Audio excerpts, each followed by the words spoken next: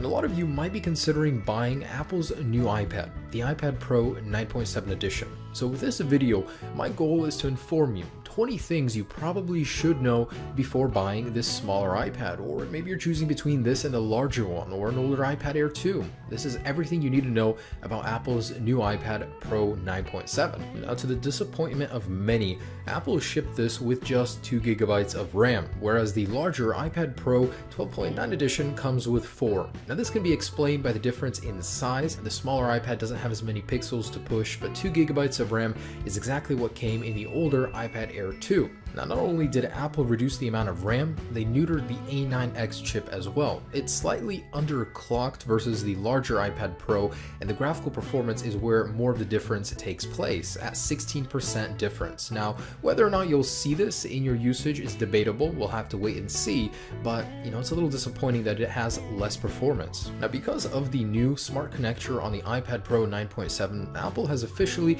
went out and said that your old smart cover will no longer work. The magnets have been repositioned inside of the chassis, so they recommend you don't use the old one as it could become unstable and you could drop your iPad as a result. But fear not, if you're upgrading from an iPad Air 2, all of your old cases will still work. The smart connector may be blocked off and be unusable, but the actual dimensions of the new iPad Pro 9.7 are identical to the old iPad Air 2. So if you have any old case laying around, it will still fit. And just as predicted, the new iPad Pro 9.7 made lots of upgrades to the display. Of course, not in terms of resolution, but in other areas: brightness, lower reflectivity by up to 40%, a higher color gamut, and even better viewing angles. So this is definitely up to par with the iPad Pro 12.9 edition. However, Apple went even further by adding a true tone display. So night shift changes your color temperature on your display, but Apple pushed this further by adding 2 sensors into the top of the iPad where they'll now detect your ambience. So the iPad Pro night shift display feature is even better. It'll be fine-tuned to every environment you're in, not just by time and location. Now, I was very surprised that Apple actually put the entire camera sensor from the iPhone 6s into the new iPad Pro. They went all out. Apple has a long history of watering down the cameras in the iPads. They're never the same as the current iPhones. Apple always wanted to keep them a step behind. But not only is this the same sensor, none of the capabilities have been cropped. I mean, this thing can do 4K video, slow motion, literally everything that the new iPhone 6s can do as well. Just no optical image stabilization, of course, but hey, it's good enough for me.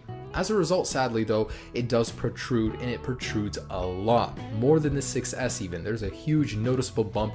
Now, how this will be, on a flat surface, I don't know yet. Hopefully it doesn't rock back and forth. That can be really annoying, but there is a very large bump. And this is the first iPad to get Retina Flash, True Tone, color coordinated front-facing flash. That's awesome. I love it. One of my favorite iPhone features, but now on the iPad. Don't get blinded by the light. It's a huge display, and I'm so happy for this one. Apple went all out on the audio thanks to the new speaker technology, and the larger iPad Pro has been migrated to the smaller one, and this is by far the best audio I've ever heard on any tablet. Now look carefully on the bottom. There is no USB 3.0 to be found. That's exclusive to the larger iPad Pro, and that sucks. Slower transfer speeds, but not only that, this thing doesn't get fast charging as a result. Apple actually pushed out a new fast charger and a cable for the iPad Pro larger edition, which will charge it much faster. Sadly, because the smaller iPad Pro doesn't have that USB 3.0 port, it is not compatible with fast charging. And for a Pro iPad, this one was disappointing as well. No second generation Touch ID, so speeds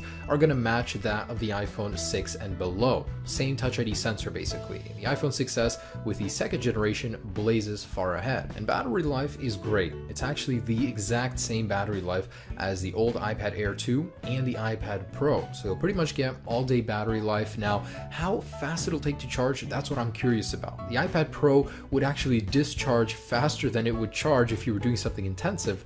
I don't know about this one though. The iPad Pro 9.7 has exclusive advanced LTE, meaning it has more LTE bands, so it's probably a better international iPad to travel with. And it's the very first iPad to ship with Apple's built-in SIM card. So this thing has 2 SIM cards basically. The one that you can replace yourself, and one built-in that can be automatically selected and tuned to a certain carrier out of the box. And sadly, I can't show you this one. This was one of the things that Apple didn't talk about. No one's talking about, but it stood out to me. The LTE bands on the new iPad Pro 9.7 are so sleek and sexy. This is basically the leaked design from the iPhone 7, but we're seeing it early on this iPad Pro.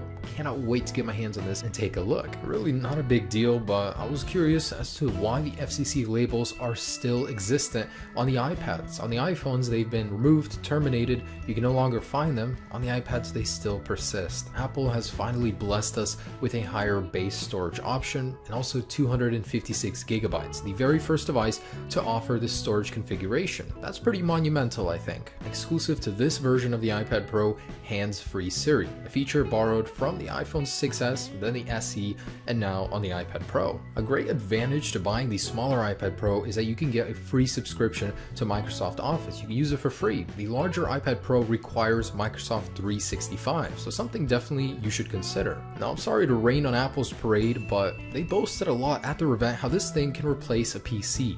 This thing doesn't even have Xcode support. I mean, really, there's no way in heck this thing is replacing a PC. For people that need a light device, sure, it's great, but if you're going from a fully fledged computer to this, it's a huge step down, and no one should buy an iPad Pro blinded by Apple saying it's better than a PC. Really, for productivity, I highly doubt it. But anyways, guys, thank you for stopping by. The iPad Pro 9.7 is a great device. I honestly think it's a little too confusing. Apple's making some features exclusive to the smaller and larger iPad Pros, and it becomes a mess when you start to dissect it. But in its own right, it's a great device. Hopefully this video made your decision a little bit easier.